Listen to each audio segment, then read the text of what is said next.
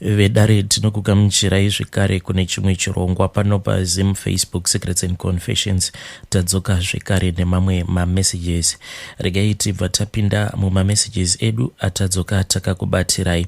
Hanzi makadi zvenyu mukoma Nashi, ndiri kukumbirawo kuti munge muchindiposterawo nyaya yangu makavigawo chitupa changu. Inini mukoma, pane zviya zvavanotaura vachiti chawawana batisisa nekuda kwekuti midzimu haipi kaviri. Mukoma, zvinhu izvozvo ndaimboti zvimwe kuda vakuru vainge vachingotaura vachingoda kungoti nguva zvayo inge ichingofamba.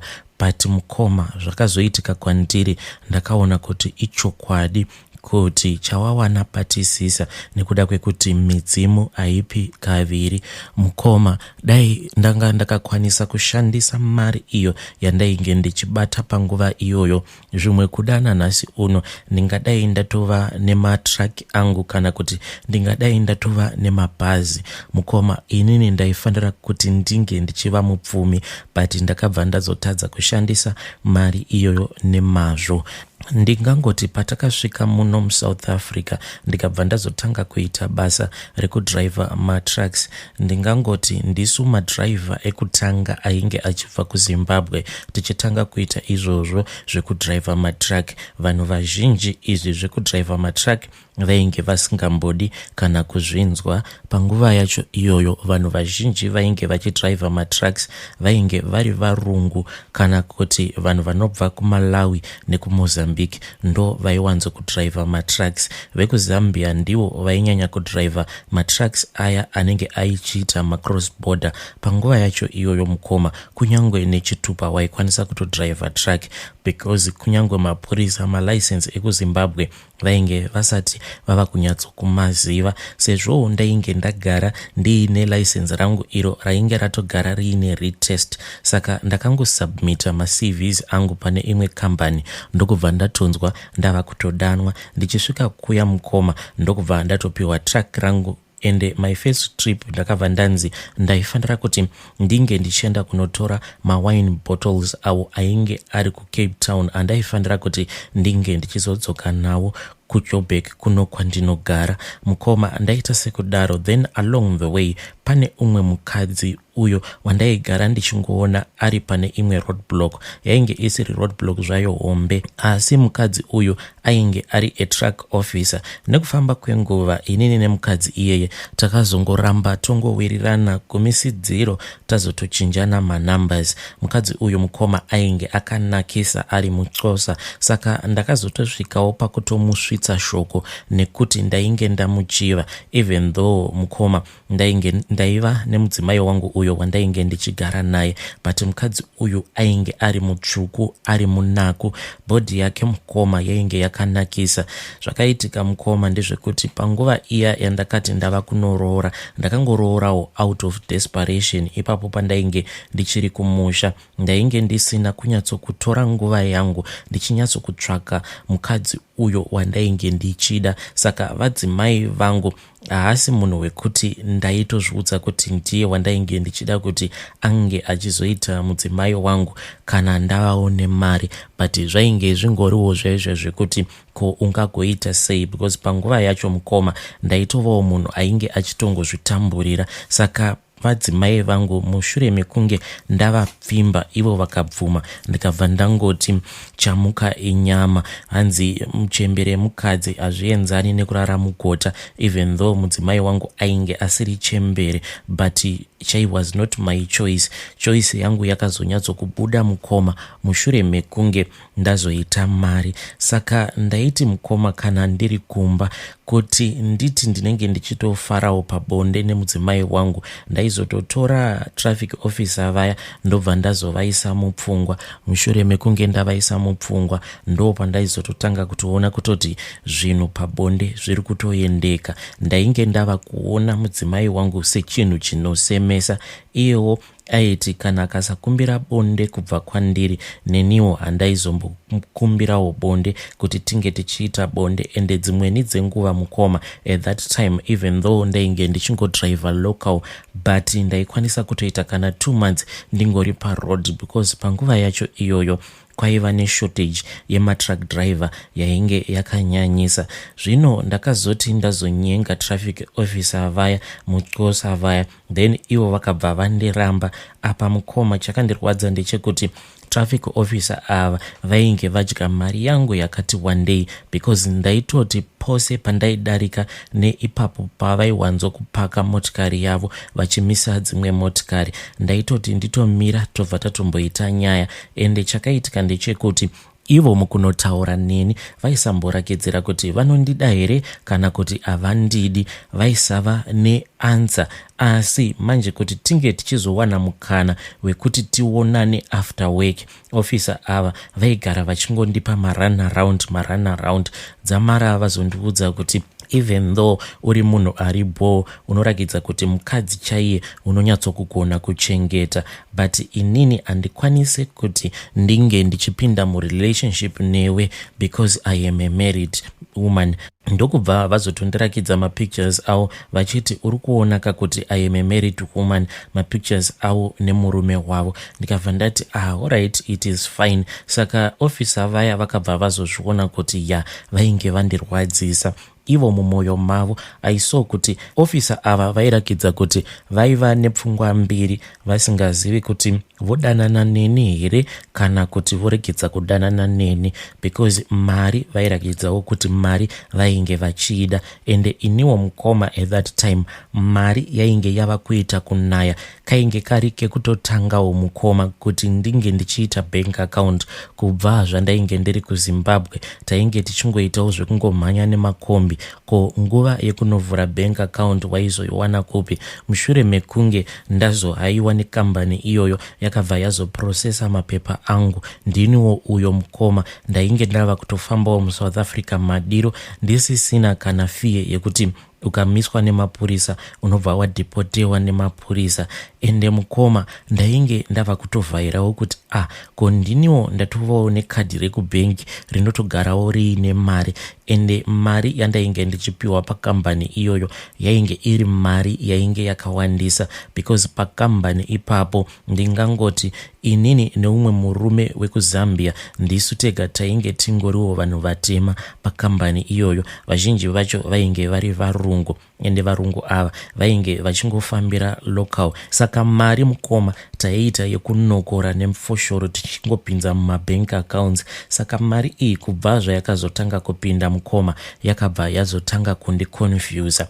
Mukadzi uya paakaona kuti iye ainge andirwadzisa, saka akabva azondifonera one day ndokubva anditi aida kuti inini naye tinge tichitaura. So mukoma inini nemukadzi uya takabva tazoronga kuti we had to go out. Takati tazoenda kuma outings kuya mukoma, we had a nice lunch. Ende ndakati ndakatarisa traffic officer vaya mukoma, I was really satisfied because vaiva neimwe board mukoma yekuti ndega ndakaona kuti ya vakadzi shua havana kana kumbofanana.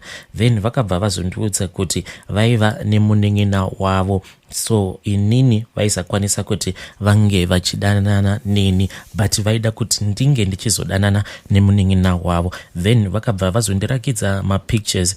Vandirakidza mapictures aya mukoma ndakabva ndafara, because even though officer ava vaiva nebody yavo yainge yakanaka, but vainge vati kurei. But ndakazoti ndichinoti kunotarisa mapictures emunen'ena wavo mukoma, ndakabva ndati hekani waro ndazosangana manje netype yangu.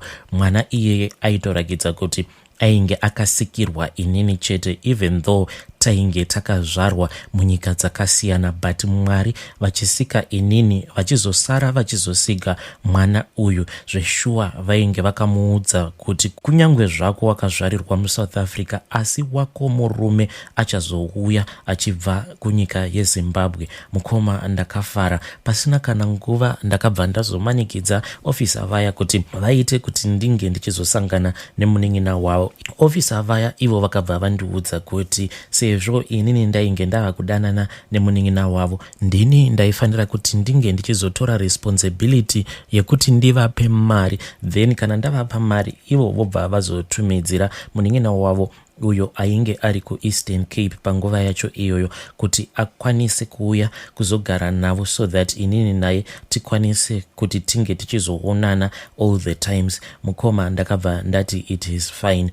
So ndakabva ndazovapa mari, ivo ndokubva vazotumidzira muning'ina wavo ndokubva azouya. Mukoma akabva azotanga kugara navo. Hapana kana kumbopera mazuva ndakabva ndazotoona message ichipinda ichibva kuna amai guru vangu muXhosa ivavo. Vakabva vandiudza kuti murume wavo ainge ava kucomplaina kuti akwanise kuti ange achizochengeta muning'ina wavo. Saka ndaifanira kuti ndinge ndichiita plan nekukasika, vachitondiudza kuti weekend yacho iyoyo murume wavo ainge achitoronga rwendo rwekuti ange achienda kuEastern Cape. Saka iye mukutaura kwake anga achitotaura kuti by the time yandinoenda kuEastern Cape ndichabva ndazongodzokera naamainini. Mukoma ndakarwadziwa zvekuti ndakabva ndatombopaka track paside peroad, then ndakabva ndahasela mukoma. Ndingangoti ndo pandakabva ndazotanga kuita zvekuba. Ndainge ndiri munhu ainge akazviudza kuti kana wawana basa haufaniri kuti unge uchibira murungu uyo waunoshandira. Saka mukoma mukufamba umu pane mamwe machinda aigara achingondibvunza kuti ko hauna here dhiziri rekutengesa? Ndichingovaudza kuti no, dhiziri rekutengesa handina. But musi iwowo pandakanzwa kuti musikana wangu ainge ava kuda kutodzoserwa kuEastern Cape nechisimba, ndakabva ndatoti apa ndinofanira kutoti ndinge ndichiita semunhurume. Ndo pandakabva ndazofonera mamwe machinda aya aigara achingondinetsera dhiziri, ndokubva vazouya panzvimbo apo pandainge ndiri. Vakabva vazotanga kusveta dhiziri, vachiriba dhiziri kubva mutengi, then vakabva vazondibhadhara.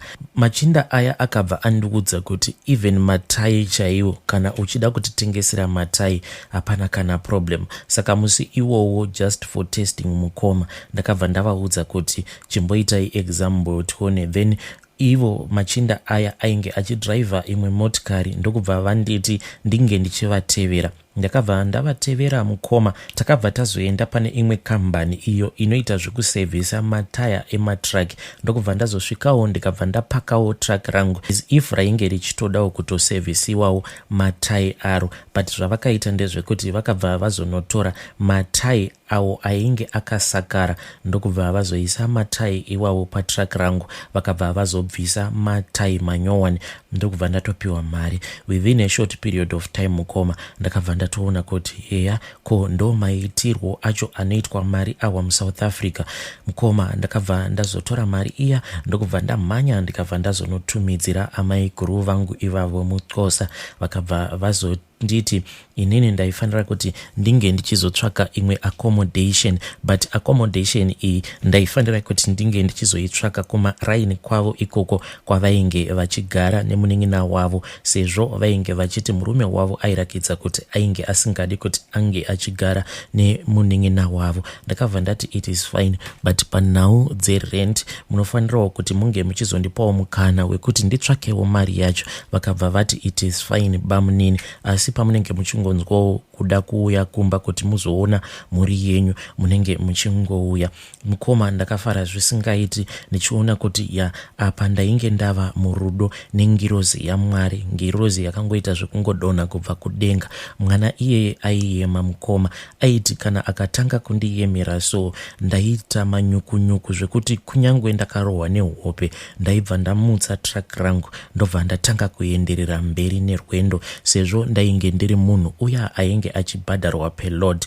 Asi zvainge zvava kuitika mukoma ndezvekuti kumba uko kuna madhamu avo vandainge ndakabva navo kuZimbabwe ndainge ndava kunyatsokushotesa manje, because nezvavo ndainge ndava kusatomboda. Mukoma nyaya iyi kana ndikaifunga inondirwadza. Iye ainge achitofungidzirawo kuti kuwana uko kwatainge takaita basa zvinorevawo kuti upenyu hwedu hwainge hwava kutochinja forever, but iye ainge asingazivi kuti ndainge ndatovawo nengirozi yangu iyo yandainge ndava kudanana nayo.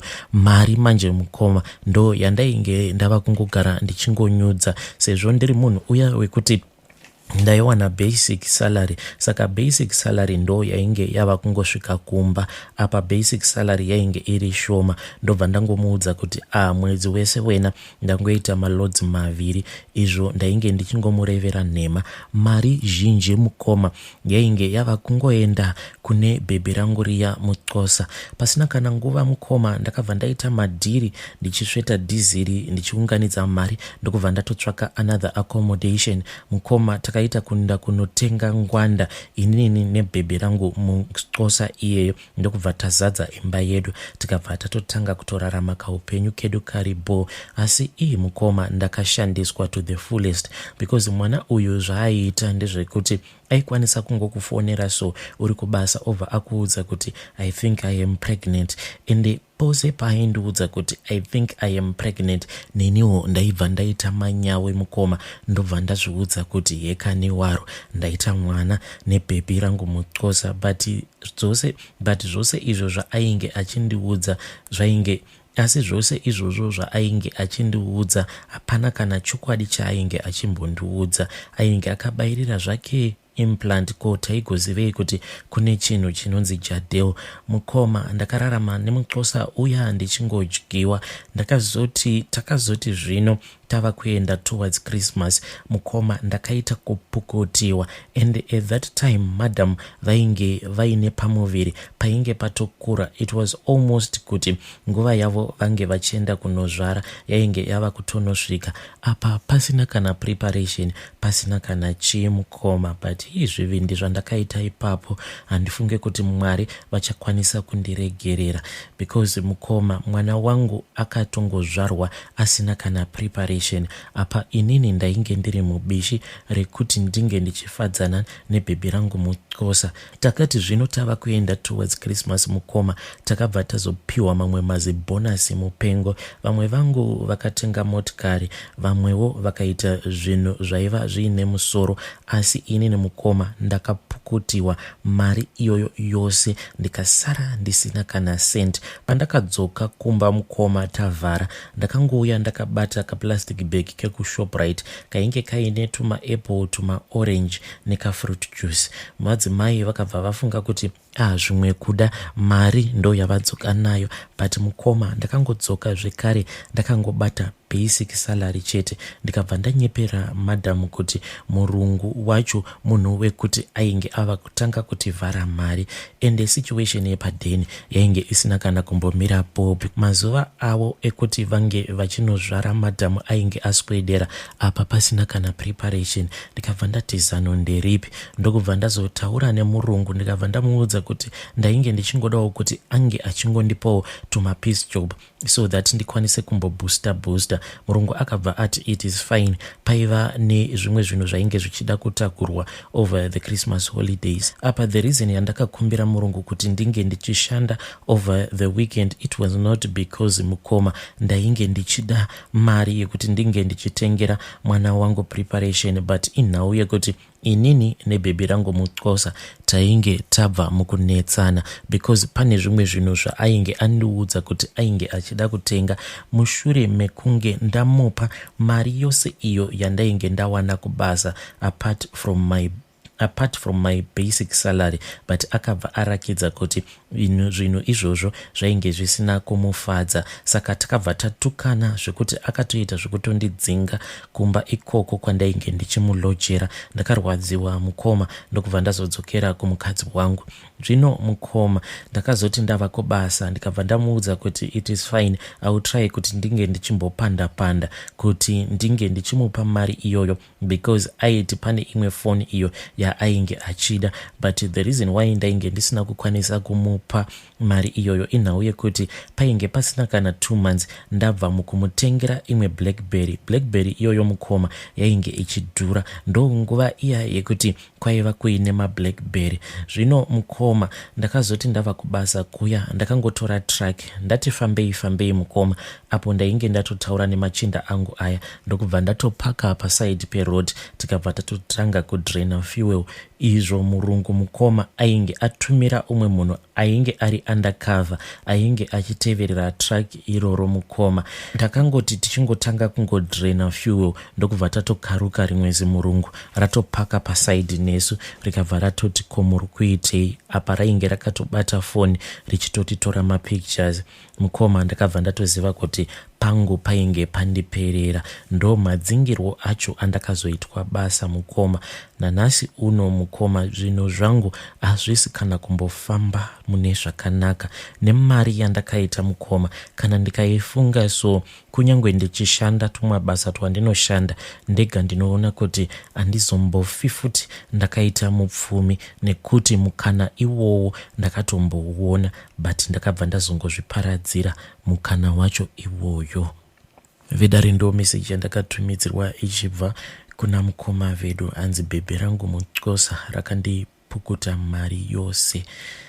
Zvakangoma hazvo vedu we.